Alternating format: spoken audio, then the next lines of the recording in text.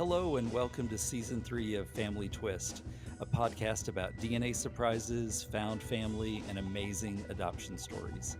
I'm Kendall Stulce, and my partner is Corey Stulce. We've had fabulous guests during Seasons 1 and 2.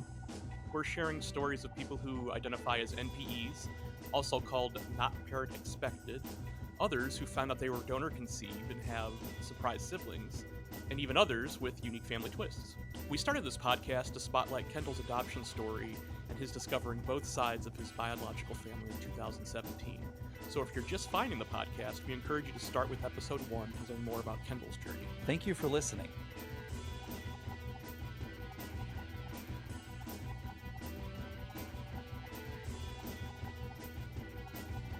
Well, we're back. Season 3, Family Twist. Very excited that we've got a wonderful guest today, Gene McLeod. Now, Gene, we've often talked about nature versus nurture on the podcast, but you definitely have a nature versus nurture theme to your story. Yes, I do. So, and of course, there's a DNA surprise in there as well. Big one. So, yes. So let's start off with just like the revelation that you found out the man that raised you, your dad, was not your biological father. Correct. So how did you come to this realization? Oh, okay. If you don't mind, I thought about this. I think it's best if I set it up with like some background of my family. Sure. And then go right in. And then the discovery part is the second part. And that's where you guys want to get in. And that's a really good story by itself. So let me give you I think if I give you the background first, then do the discovery, it kind of frames the discovery better. Great. Cool. Yep. So, the background, my real life family story at a high level, and this will take a few minutes, but bear with me. So I grew up, there's 4 of us, me and my brother, mom and dad. And I come from a lower socioeconomic background, grew up literally next door to the trailer parks. We actually envied the people in the double wides. They were much nicer homes than we lived in. So it was a working class neighborhood. It was in the west end of Huntington. We'll get into more of that. West End is a particular thing in Huntington. It's, hope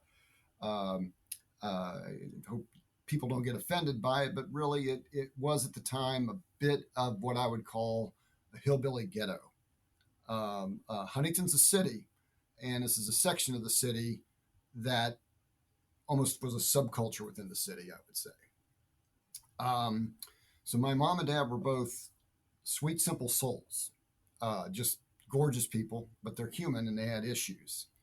And with my mom, she had a hard bout with anxiety, depression, and drinking. With dad, it was different. He had shopping addictions, and he was a hoarder. Both of them were really, in hindsight, I didn't get this when I was a child, but it really was PTSD from their childhoods. Mom was raised by an abusive father, physically abusive, and dad was a victim of neglect. A father who worked on the rivers, never was home, and didn't send home much money. He made money, but he basically indulged himself with it. So both of them go to dark places in their adult lives, which we'll get into, but they both later recover and redeem themselves quite well. And outside our home, their issues were mostly hidden. And I can tell you today, the children of my neighborhood through Facebook, and when I would come into town, I still visit Huntington a lot. My hometown's Huntington, West Virginia. I don't know if I got that out there or not. I live in Richmond, Virginia now, but spent most of my adult life in the DC suburbs of Northern Virginia. But the folks from the old neighborhood in Huntington, man, they just adored my parents. I mean, they talk about them to this day. They're very wonderful people. So next, my younger brother, Curtis, and this is important. He was a live for the day thrill seeker, pleasure seeker, and he didn't give a damn about much. He thought the game of life was rigged. He was a fatalist, and he believes it's not what you know, it's who you know. And there's in the city of Huntington, there are some very nice neighborhoods, lots of it's a college town, professors, lawyers, doctors, it's a medical center, people with money and well-to-do folks in really nice places. And he always resented those folks, it's like who you know and what you know. And he was the privilege in town bothered him, and we were not privileged. So put that aside there, because this all goes into the DNA here. Um, so I'm anything but a simple person like my parents. I'm anything but a fatalist like my brother. I am an optimist, but it comes out early. I'm this complex, unusually serious child, and a live for tomorrow strategist, not a live for the day. Delayed gratification. If you work at it, it gets better. The game might be a little rigged, but I don't care. I'm going to take it on. Determined as hell. And so what if other kids have privileges? So what if the playing field is not level? I don't care. And we're only 20 months apart. We're very close in age. Um, I also very young demonstrated intellect and interest outside the family. I was the nerd. Uh, um, in elementary school, I read encyclopedias forward and backwards. I could tell you every U.S. president and what they did and what their positives and negatives were. I mean, I'm fourth grade. I read almanacs like crazy. If I got a hold of a map, I wanted to know where everything was at. I was that kind of kid, very young, and that just like people, within my family, just like what's going on here. Um, any rate, but I was loved and appreciated, just hard to figure out. From all of them, I was a confounder to the family, and I was a bit of an intense type A personality. None of those three were type A's at all. Very laid back people. I'm too serious about too many things. Uh, I was on a mission, and it kind of made the family a little uncomfortable, particularly my mother and my brother. Not so much my dad, ironically, but definitely my brother Curtis and my mother Jane. Dad was actually very fascinated with my attitude and encouraged it.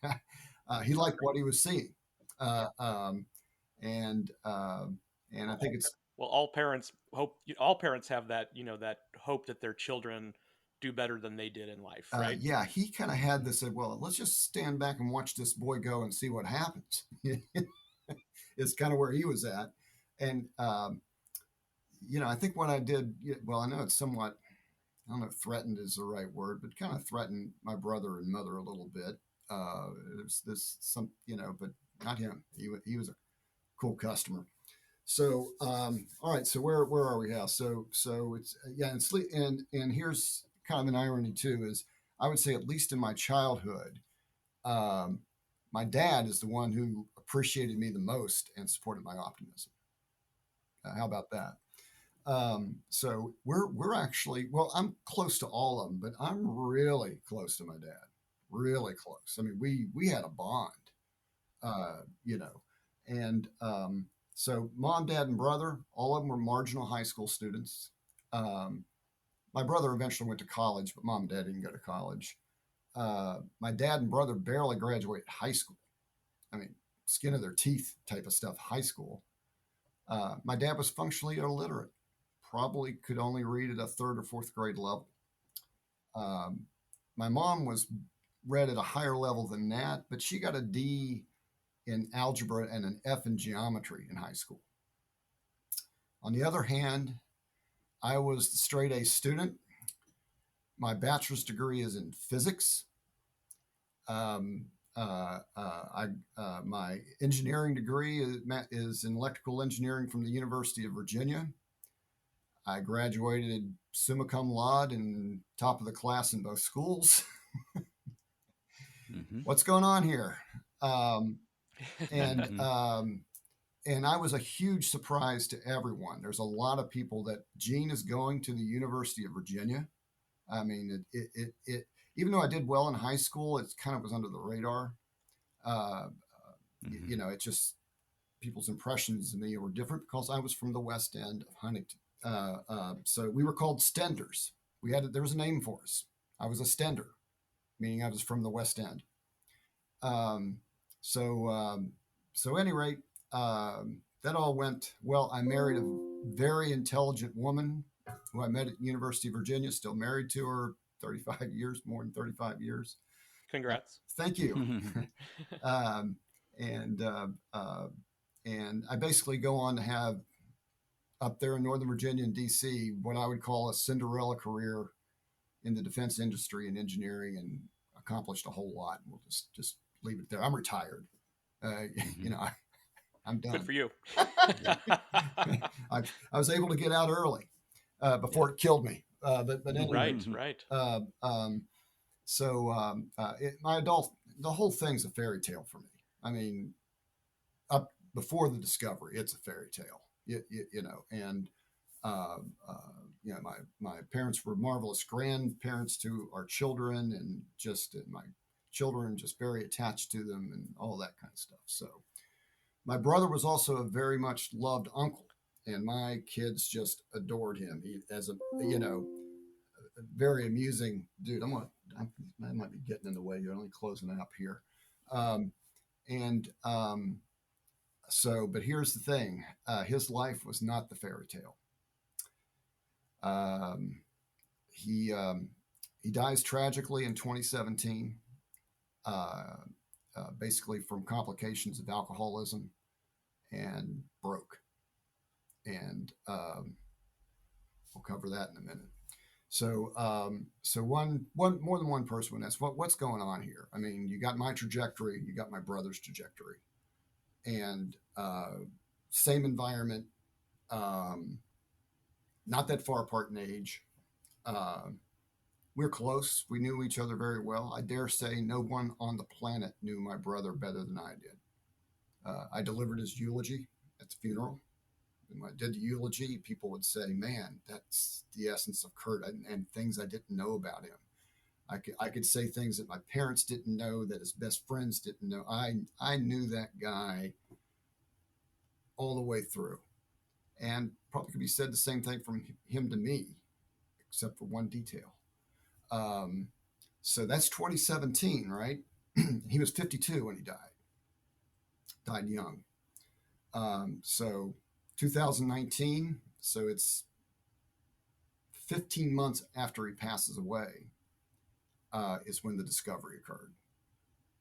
And now I'm going to get to your question that you guys asked. I wanted to give that background of Sure. all that is. Yeah. Appreciated. Yes. And Helpful. so that's when I discover that my dad, Richard McLeod, that kind, good looking, 6'4", looks like Rock Hudson, basically. Tough as nails, functionally illiterate glass worker that busted his rump at the glass factory and did a lot for me. Oh, boy, where I'd be without him. That's when I learned he's not my biological father. And he's still living, and my mom's still living, although she's kind of in the throes of dementia at the time. But yeah, that's when I discovered, no, you are not the son of the biological son of, now that I got two dads, I've got to say dad and bio dad. Yeah, I got two titles, dad and bio dad, to keep them straight. So when I say dad, I'm talking about Richard McLeod. So I'm not the son. I was the pride of the West End, the guy that came from that neighborhood and ascended, and me and Richard McLeod, arm in arm, the son of the glass worker, just showed you could do it.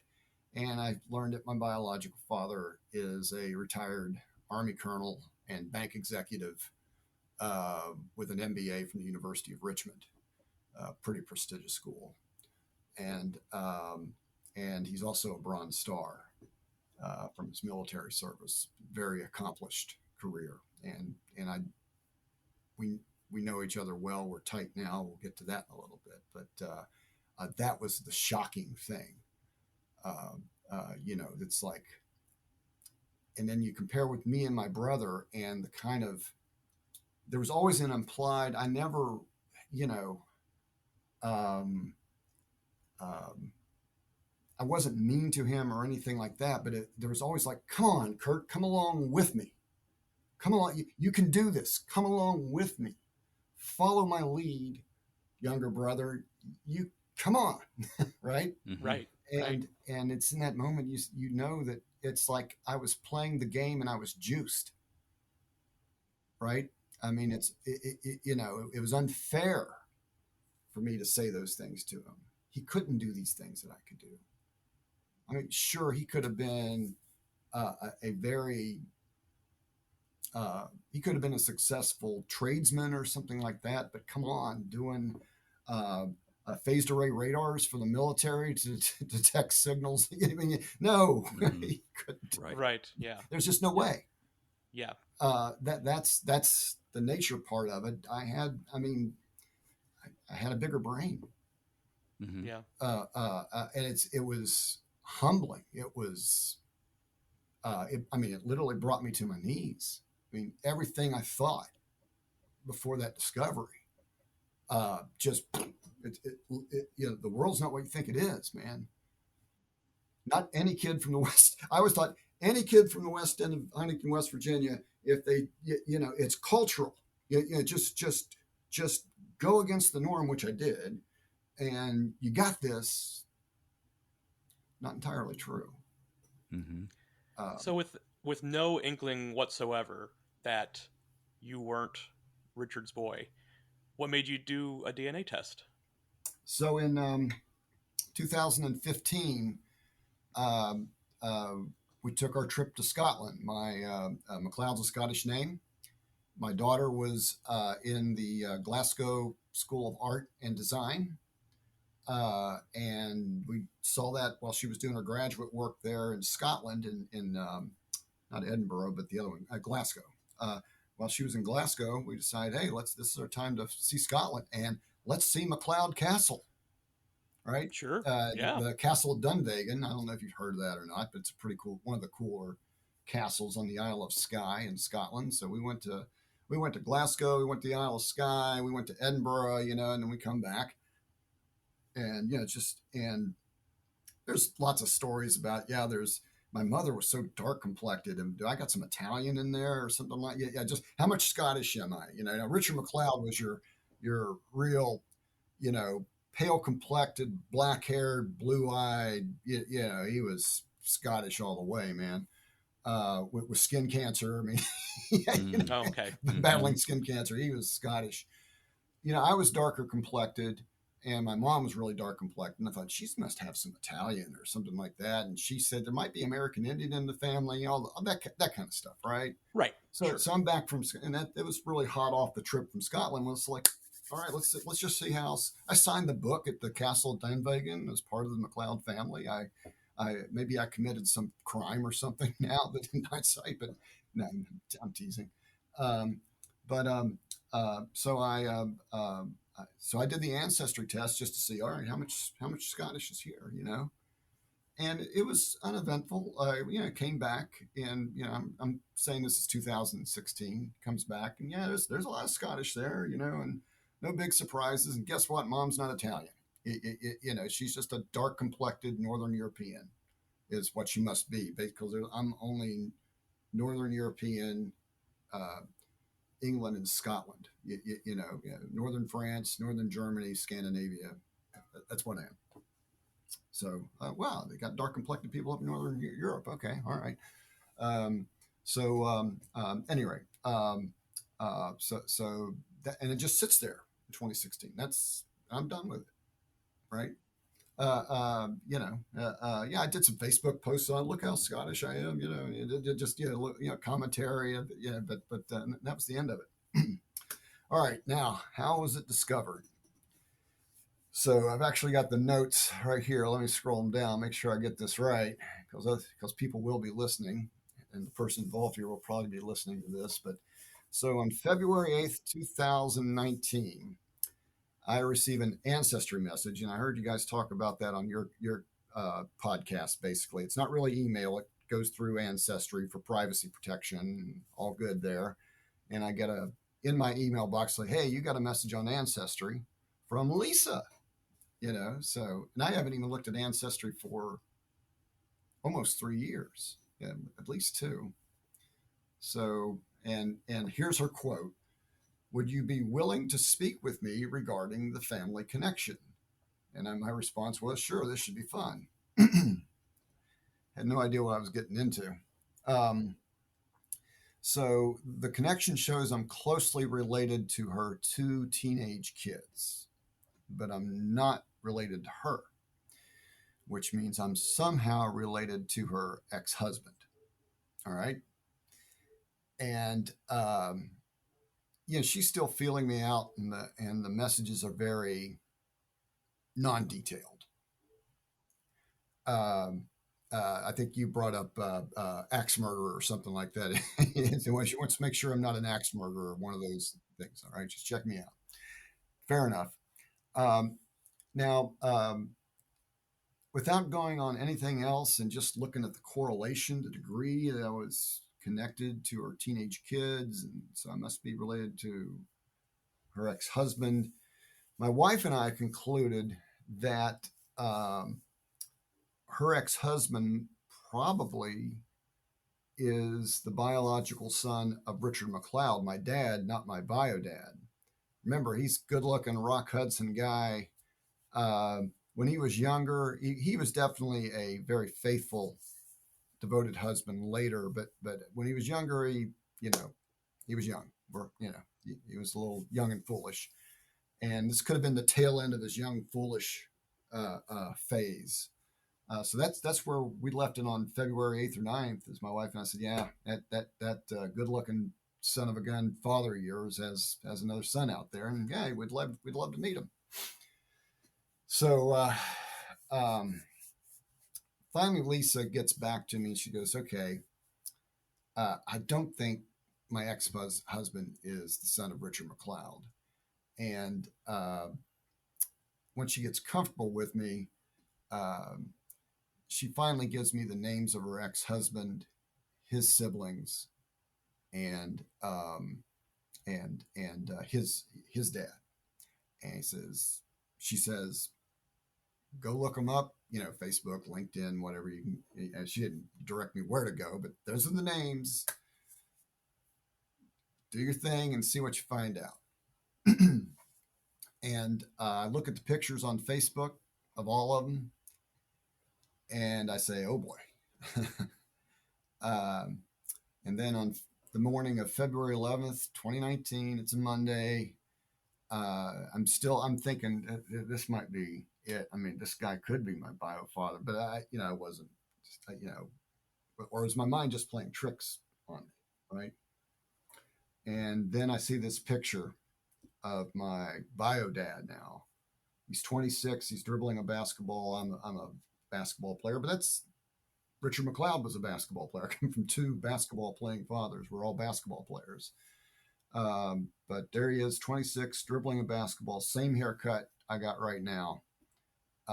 And we're dead ringers. I mean, just flat out dead ringers. And there were no more doubts. And I texted my wife with the picture and two words, it's over. And actually, after I texted it, I mean, that was a fall to your knees, fetal position, full out emotional. 20 minutes after I came to and got to my phone again, the response from my wife says, oh yeah, it's over. I mean, that picture is, you don't even have to take a DNA test if you look at that picture. That's me. I mean, it's the same expression on my face. It's the build is the same. It's the face is the same. The eye, it's just all the same. It's hard to tell looking at an 80-year-old man how close that was, but his younger self, as just in the right frame. There you go. And it's just right there is that you spend your whole life, wondering who you are because I was such a misfit. And then in a second, So how did you or did you approach your parents with this information? Oh, dad and Yeah, mom, not bio dad. right. Oh, I don't tell them. Oh, okay. Oh, Here's the funny thing about the story, gentlemen. They didn't know. Oh, Not only did dad not know, mom didn't know. Now, how's that for an interesting story? And and I'll explain it. Now, as you know, I'm writing a book. yes. mm-hmm.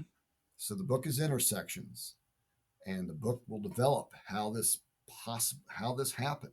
And I know how. I've done the research, and I put two and two together from a lot of different things in my pet before the discovery. It was almost like I was getting breadcrumbs that kind of tells me that no one knew. The first person on the planet to know that I'm the biological son of, his name was Dick Meadows, this Army Colonel bank executive, was Lisa, discovered in 2019. That's the first person on the planet to know.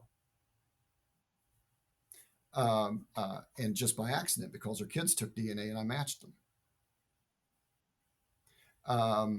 So where do we go here? So yeah, no one knew. Mom didn't know. Dad didn't know. Bio dad didn't know. And mom and dad are still alive. And my wife and I talked about this a lot at length. And after several days, it was clear that neither your mom or dad know, and you can't tell them. They're sick and dying, and they take this to the grave. It would destroy Richard McLeod, that his prize, his grandchildren. He didn't get grandchildren from Curtis. He got them from me. Curtis didn't have any kids. His two grandchildren. He loved his granddaughter, but his grandson is. If I just showed you pictures, he was just everything to him.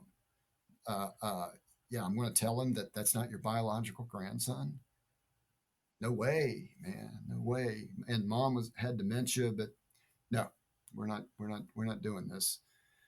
So that decision was made pretty early on, and we can go into the evidence of why even mom didn't know. That's what makes this thing a little crazy. It's a little bit unique from that standpoint. But anyway, I wasn't right for 4 days after the discovery. I could not go to work.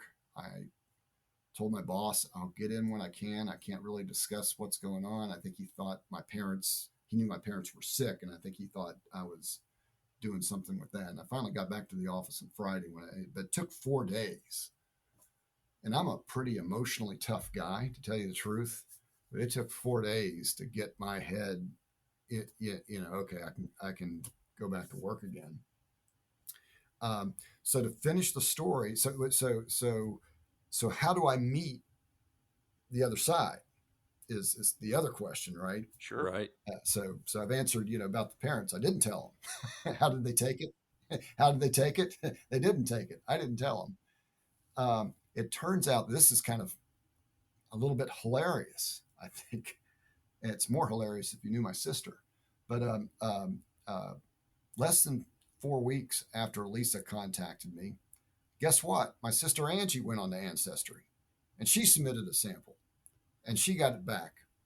And I wasn't paying attention, but Lisa was, and she went on her Ancestry account, and she saw Angie, correlated to her kids. Of course, everyone would expect that. That's their aunt. That's their ex-husband's sister. But she goes, oh God, Angie knows, because she knows she's going to see this connection to me on Ancestry, and And I'm sure it says very close family member or whatever the phrase is. Yeah. and oh boy, it did. At the same time, she's got her. As this is going on, Angie's with her best friend at her house, saying, "Who is this guy?" And her friend. Well, Angie, my sister, is very much into family trees and that kind of stuff. But her friend Margaret is been doing it for years apparently, and she just says, "Angie, that's your brother." Hmm. and Hmm. and at any rate, Lisa calls Angie, and it's like they both know and all this kind of stuff. And finally, Lisa gets back to me. I haven't addressed Angie yet, but she basically just, in the moment there, she just let me know. It's like, Gene, now might be good time to contact your sister because she knows all about you now.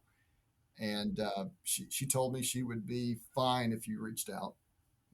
So I send the ancestry message back over to my sister Angie now, and I remember putting into the note that I always wanted a sister. This is great, and and remember I've got a paternal sister and two paternal brothers, right?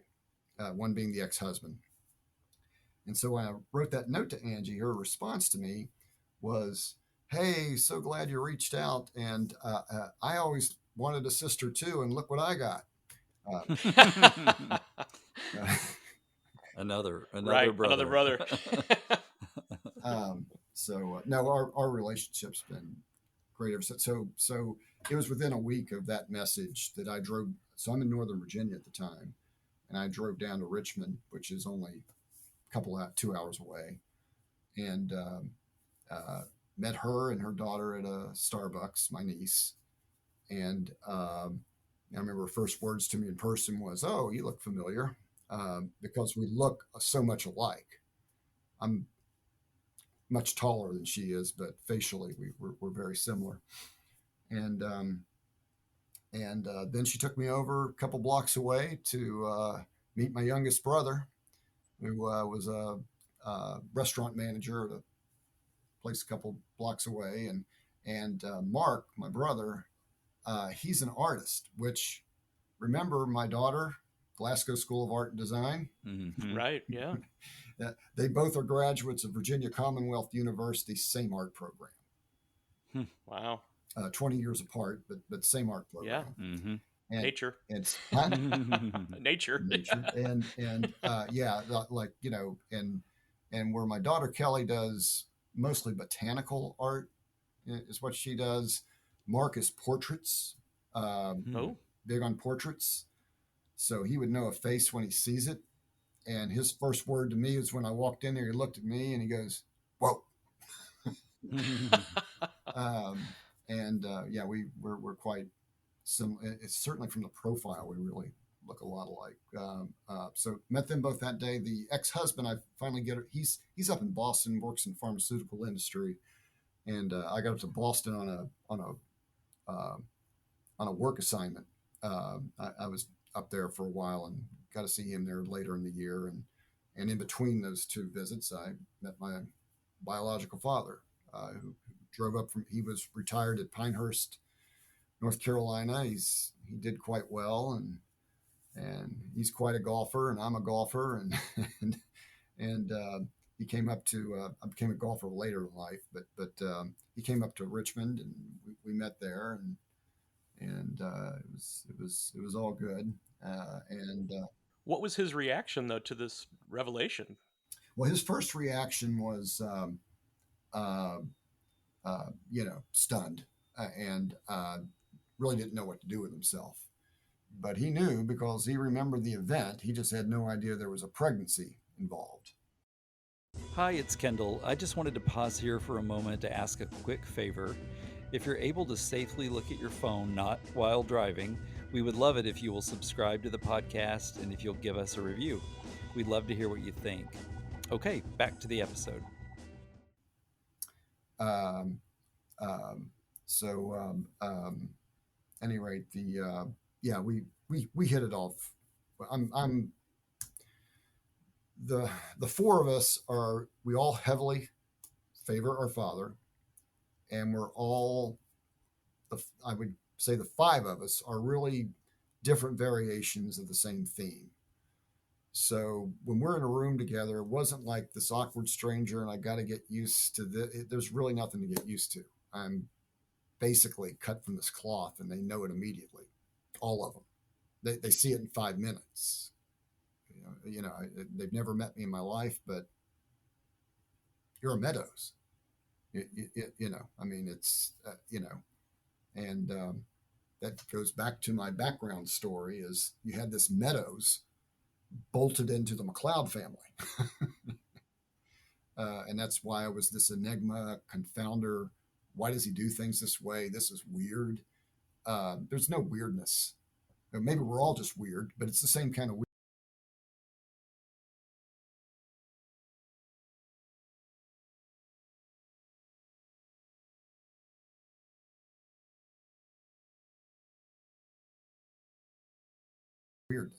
Right.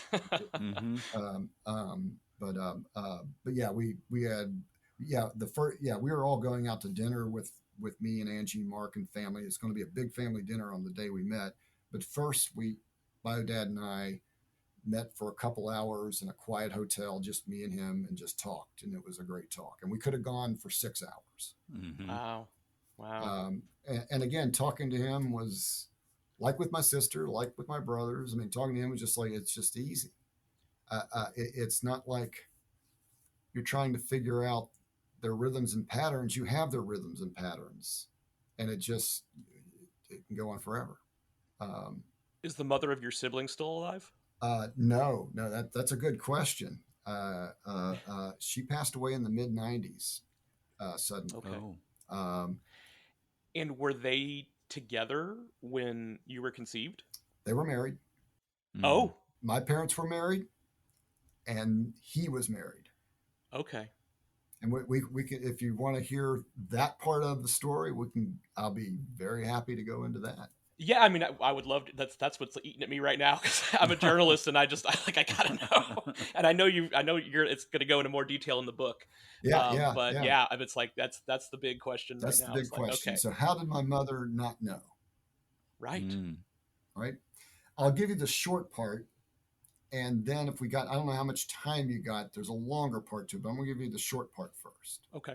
Okay. So the short part is, remember she had the PTSD from the abusive father. Right. That resulted into, and not only was she beaten as a child, but I think what bothered her most was seeing her sisters beaten. And they talked about that a lot. Well, not a lot. I shouldn't say a lot. I heard. So my mom had two sisters. She also had two brothers, family of five. That was always, this one when that beating happened and when that beating that. So this is before the discovery, and you just heard about, and I'm putting the stuff together. And then my Aunt Marge in 2018, mom's sister, told me about my mother's anxiety medications that she was on, and I didn't realize. My mom and I go through a very dark time in the book. When I was in high school, I know Kendall's father had a drinking issue. I remember hearing you talk about that. Mom and I was probably less sympathetic. Well, I was unsympathetic to her drinking problem. I had an attitude, and gosh, I wish if I could go back in time, I would do it differently. I'm a dumb kid. But to me, it was like, straighten up, buck up. You got to be a more responsible adult. I mean, I'm doing fine, but you're here. I am. The teenager's the one that's supposed to be having all the issues and stuff, and I'm making. I don't put that in front of her, but I'm playing high school basketball and making straight A's, and you're just falling apart. I mean, and I'm pretty much taking care of myself. And I know Kendall went through that. I mean, he had I know that whole story. But it's just like, this is like an unforced error. Just get a hold of yourself. And of course that went over real well, right? Of course. Right. Yeah. Well, that's I'm a dumb kid, and it's only this is what's great about this whole experience is I've got a good memory, and I'm able to rerun the movie now and then understand what she was going through. So, okay, so why did my mother not know? And this is all really related. See, that's the PTSD, and her sister informing me that she went into huge panic attacks just at random. She was emotionally injured by the experience. She goes on, not the other sisters, but she goes on anxiety medications. And I forgot all the names of the anxiety. I've done the research on what was available then and what the side effects are and all that kind of stuff. And Marge didn't tell me which were the medications, but you can look up in the late 1950s what you would be taking, in the early 60s what you would be taking for anxiety. And she goes, she was using anxiety medications a lot, really throughout her life, but really using a lot. So that's a big clue. So it's a mix of booze, anxiety medications, and jealousy for Rock Hudson, good-looking Richard McLeod. They go to a party one night. Some sorority chicks at the pool party in August of 1962 were hitting on the good-looking Richard McLeod. Mom flies into her jealous rage. They have a huge fight. And this is what Biodad's informed me because he was there. They go into something he's never seen before. And Mom's hitting Dad, but Dad doesn't hit her back. But finally, Dad just says, I'm out of here. You find your own goddamn, I'm sorry. That's all right. Yeah. And he left. Mom's there with a bunch of girlfriends that ran around together and drank too much. These are early 20s. They're in their early 20s.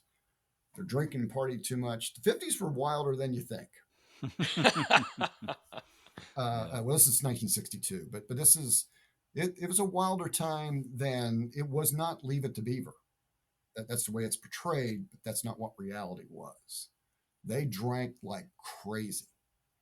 And her and her girlfriends, she's had a big fight. She's trying to calm down. She's doing shots with him, and she's taking her anxiety meds all together. And two of the big side effects of that is inhibition and blackout. Mm-hmm.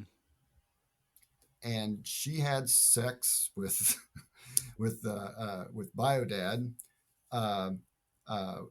who was also drinking a lot that night, even though he was married. His wife was out of town, I think, at the time. Mom was gorgeous. Both my parents were really good-looking people. And she's a honey, and it's late, and she doesn't, he doesn't realize she's taking anxiety medications and she's out of her mind. He thinks, man, she thinks I'm cute. And for whatever reason that night, and thank God myself that they did, they both went out of character for a moment. Like I said, Biodad remembers the evening, but he didn't know she was pregnant from it. Mom doesn't even remember the evening. And when it's discovered, because I know this from my past, Mom and Dad had been married already for 4 years trying to have kids. Kind of like Kendall's adopted mom's story didn't go quite as long. They were afraid they would never have kids. And when she got pregnant, all Richard McLeod and Jane McLeod could think about was, thank God it finally happened. Because Mom was having sex with Dad before the event and after the event, with no memory of the event. And my wife assures me when Mom was alive, and the way she would look at me and the way she would look at Dad and the grandchildren, she believed that man was the father of them all. And she goes, I can tell if there was anything going on there. And one last clue. My mom, and you'll know her character in the book, and we can't develop her character here. You'll know her character. My mom, bless her heart, I mean, she's a loose cannon. And with all the arguments and fights that we got into, if she knew that detail, she would have let me know right there in the heat of the moment. She used a lot of nasty words, unfortunately, when not flattering things about me that she felt. And I guarantee you, she would have laid that one on me to hurt me back when I was in high school, but she didn't know. Yeah, it's hard for those things not to slip out at some point, right?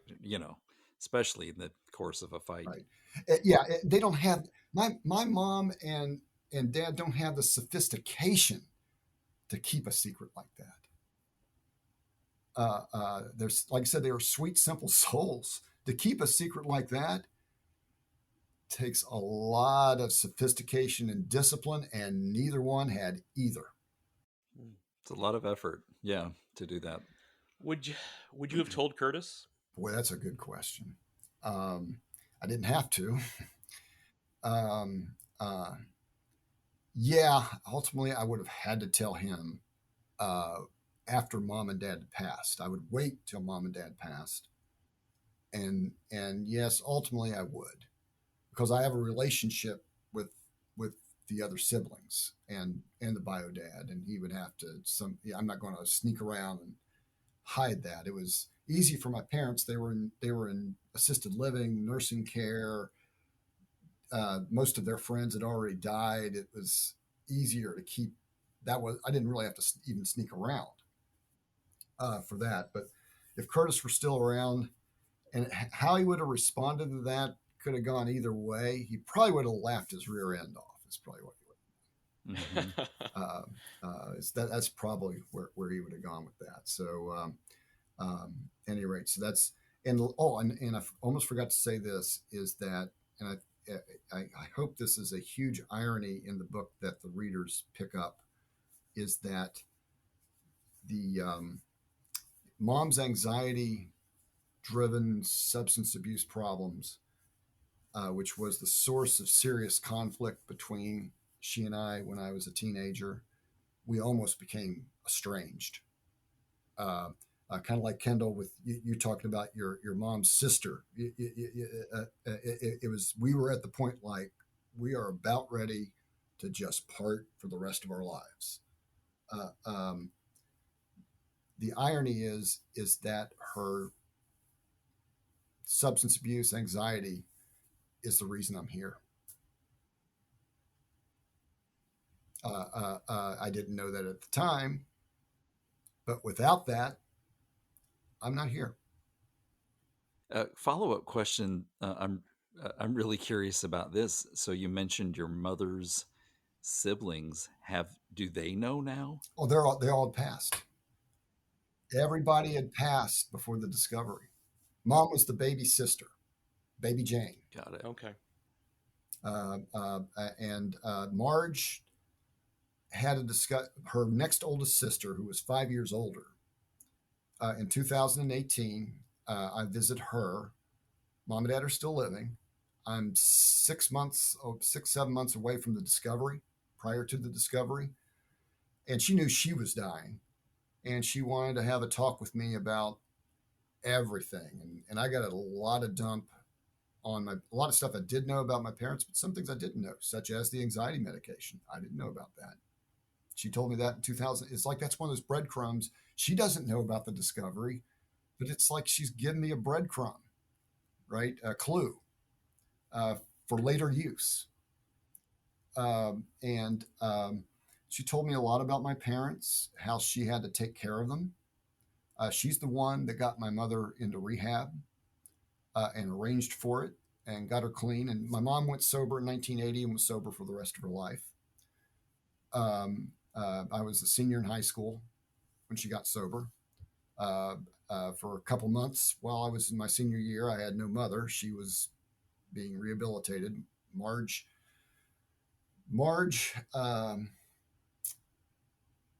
they couldn't read contracts very well. Marge would always read the contract, let you know if this is okay.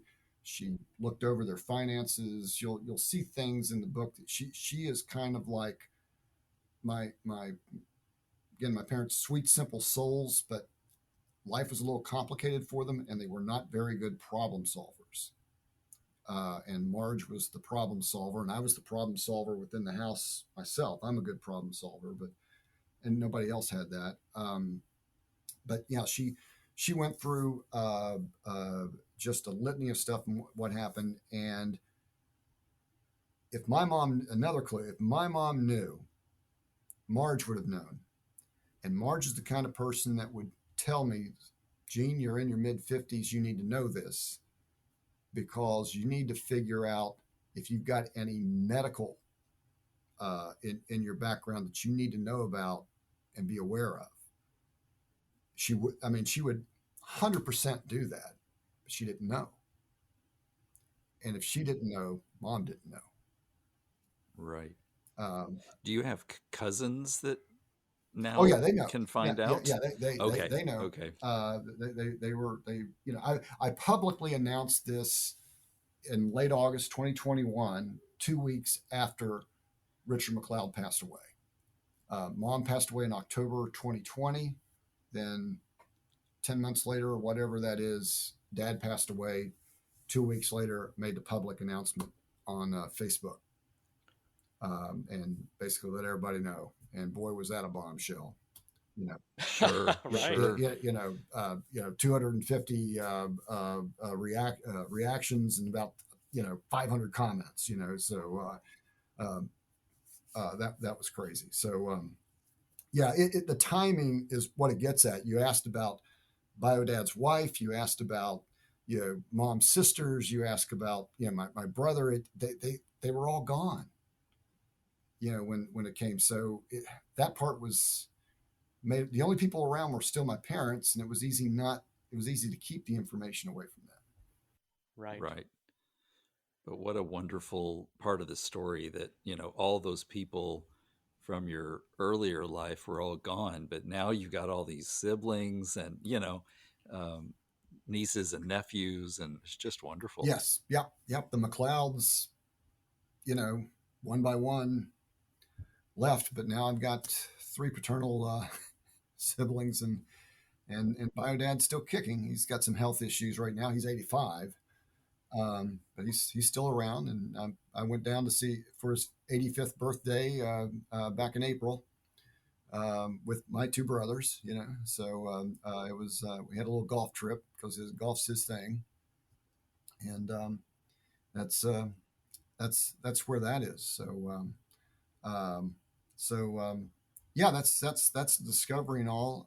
I don't know if you guys got time to talk about the book a little bit, but. Yeah. So everything I've told you now is real life. To make the book work, it's based on real life, but I'm calling it a work of auto fiction. It's sort of a memoir, but I've got to use some fiction. It seems like this happened in 78 and this happened in 76, and I'm just going to put them together in 77 and move the story. There's things like that.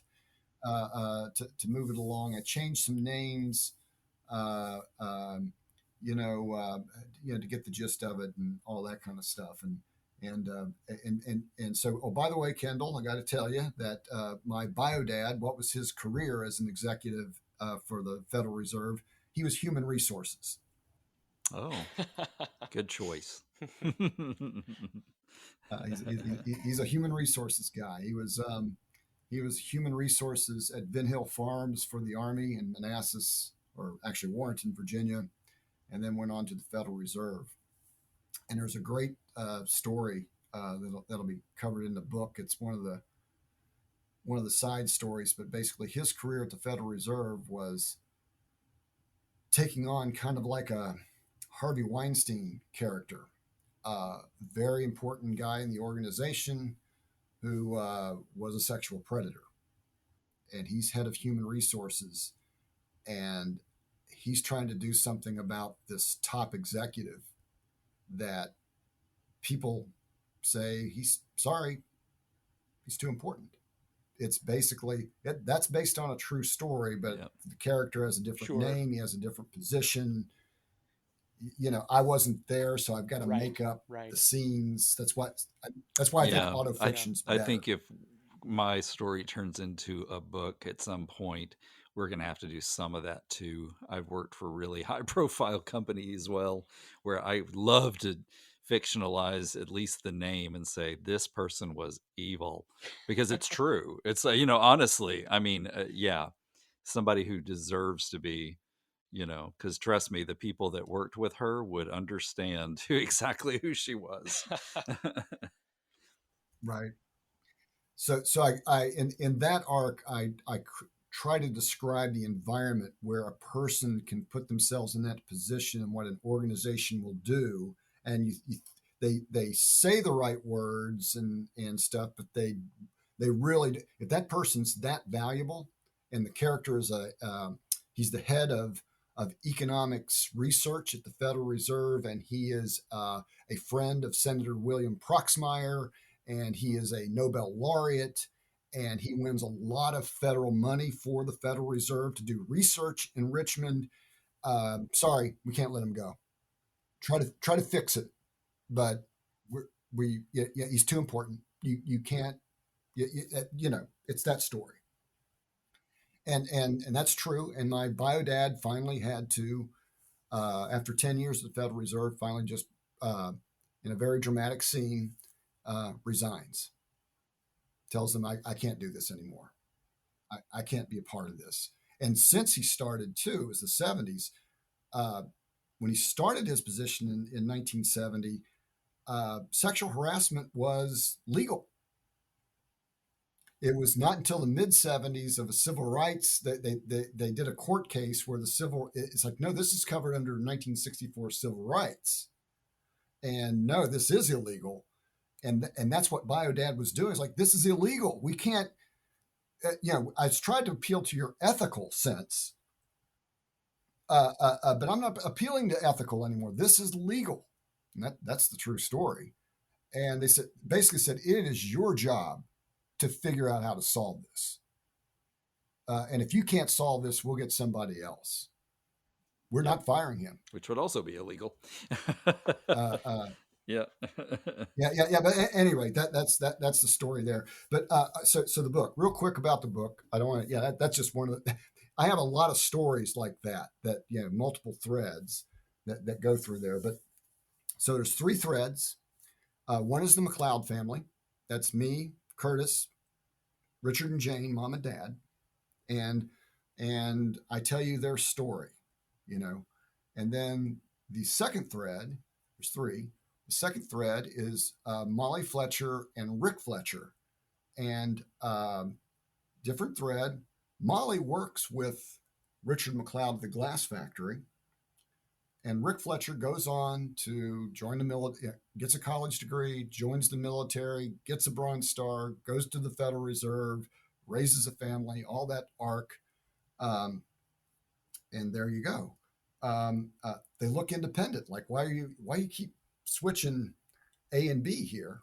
And then there's a third thread, which is a fellow by the name of Dale Robinson, who is in Huntington. He is a civic leader, and he's a member of city council, a successful businessman in Huntington, lives in a nice neighborhood, and he runs for mayor and loses. But he's that kind of guy. So there's like these 3 stories going on, and they're switching back and forth. And you see Molly with Richard sometimes, but other than that, there's not much interaction. And at the very end, it brings the 3 things together, and it's told in nonlinear time. We can talk about that a little bit, but basically at the very end, what is revealed is that Dale Robinson, the civic leader, is the father of Rick Fletcher, the Federal Reserve bank executive. You didn't know Molly and Dale had a relationship. Molly raised Rick without Dale. Dale just kind of, not one of his finest moments, left Molly to raise Rick by herself. Molly's a strong woman. And then it's later revealed that me, the character you see me make this trajectory where I gave you the background of the story, I'm the son of Rick Fletcher. That whole discovery scene with Lisa is done. And now it's like, so not only is Rick Fletcher my bio dad, but the civic leader in Huntington is my grandfather. And he's actually the one back to basketball. He's the one, the City Recreational League, which is a big deal in Huntington, was founded by Dale Robinson. So this basketball league I played in as a boy and thrived in, I was all stars and the whole 9 yards. That was founded by my grandfather. And when I was in the all-star team ceremony at the end of my time in that rec league, I walk up to accept the trophy, and there's Dale Robinson shaking my hand and congratulating me on a great season. He not knowing I'm his grandson, Wow. I not knowing he's my I grandfather. like that. I like that. Wow. Where are you in the process of the book? Yeah, so I am just about finished with the entire rough draft, and it's a strong rough draft. While I'm doing the rough draft, I've got an editor that's going through now from starting at chapter 1. There's about 38 chapters. She's on chapter 8 or 9 now. I got, like I said, 2 more chapters to write at the end. I'll finish that before she catches me. And the editor is fire. I did a little homework, got a great tip from a friend I worked with, and I've just got an editor that's fire. So I'm a pretty good writer, but never wrote a novel before. I wrote like federal proposals and scientific white papers and stuff like that. So that editor really goes through, and my first writing of it's like, yeah, you can follow the story, it's good storytelling, but it's not smooth. And boy, she goes through it, and once it passes through her filter, it reads like just a really sweet, smooth, professional piece of work. Because she is a I mean, she's written books and she knows she's experienced. So I'm fortunate to have a very good editor. Hopefully, if everything works well, we'll have a fully edited, polished, buffed manuscript by the end of August. And I'm going to start the process in a few weeks of soliciting agents with query letters, and get that rolling. Hopefully, I can get a publisher interested. If not, I will do whatever it takes to self-publish. I would rather go through a standard publisher route. I think I want to give that a shot first, and then fall back to the self-publish. I have a Facebook page. For everybody out there, please pay attention. We'll link to it too in the show. Yeah, sure. put a link to it, but For it's real easy to get to. If you do Facebook, facebook.com, of course, / intersections, the novel, one word. So the book is named Intersections. So if you do the / on Facebook and just make one word, Intersections, the novel, there's my Facebook page. Hey, I've already got 140 followers. I'd like to get more. That will help me with getting an agent's attention. And there's a lot of people back in Huntington very interested in the story. There's people in Richmond that know my siblings that are very interested in the story. And a lot of people I've worked with in Northern Virginia interested in the story. So it's got a bit of a seed. I know I'm going to sell at least 10 books. That's right. That's right. There you go. But I think the story is, a little larger. It's definitely larger than myself. It's really not, as you hear me describe it, it's not just about me. I'm just one of 7 main characters in this thing. It's not I did this and I did that and I did this. That would be boring. It's really pulling these threads and putting things together and telling it non-real time. I open the book at Richard McLeod's deathbed, and I'm there with him, and he's gasping for breath, and it's his final day, and I'm the only one left in his life, and I'm there and letting him know. Hopefully, he could hear me. I think he could. What a great man he was. And I didn't exactly say it this way in real life, but in the book, I say, you're such a great man, and there's just so much I want to say to you, but there's something I can't. and I forgot exactly how I put it in the book, but you're a great man, greater than you ever imagined, but I can't tell you why. And then the very last sentence of the first chapter, it's very short, says, "This book will explain everything." And then it jumps. Then chapter 2 cuts to a Sunday morning in 1962, which the reader doesn't know, but it's the day after I'm conceived. And one of mom's girlfriends is calling her on the phone and saying, "Are you all right, honey? Because you two had a fight like you wouldn't believe." And she goes, "Yeah, I got a headache. I drank too much, the whole bit." And they laugh about the night before because she was with them, her friend was with them, and they just chuckle about it and just go on with their lives. And so it starts there the day, but you don't know as the reader that's what happened. And you find out later in the chapter, Jane's pregnant, and Richard and Jane are excited, and the story goes from there. And then I take you up to, I'm sorry, I take you up to, remember where I told you that my wife and I decided that ex-husband must be the biological child of Richard McLeod? I take you linearly up to that, and then the story jumps back to 1928. And what I'm doing there is now I'm telling you the backgrounds of my parents, Jane and what caused her to become anxious, Dad and what caused him to have PTSD, hoarding problems. I tell his story, his environment. Also tell the story of my biodad's environment and Molly being jilted by Dale Robinson, and she had to go to one of those maternity homes. Have you ever heard of those? Mm-hmm. Oh yeah. Yeah. She had to go to a maternity home to have my biological father and come back to Huntington and raise him as a single mom and go through all of that. And I take you right up to the pool party in 1962 and show that. And I stop it right when mom and her girlfriend start flirting with the fraternity boys, one of them being Rick Fletcher. Right. And the chapter ends. And then you jump back to the DNA, and I'm back with Lisa, and I see that picture of my biodad. And that's cool. When you find out. Very cool. I want to read this book right now. and the final scene is really cool. Is that both parents are gone now, because I take you through me taking care of them a little bit at the very end. And remember, it opened with the scene of my dad dying, which was true. And I delivered the eulogy for their eulogy was done together because of COVID and everything. I knew my dad was dying. We're going to do one service for both of them at the same time. They were married 62 years. We're going to do one service, and basically I give a pretty darn good eulogy, I'm told.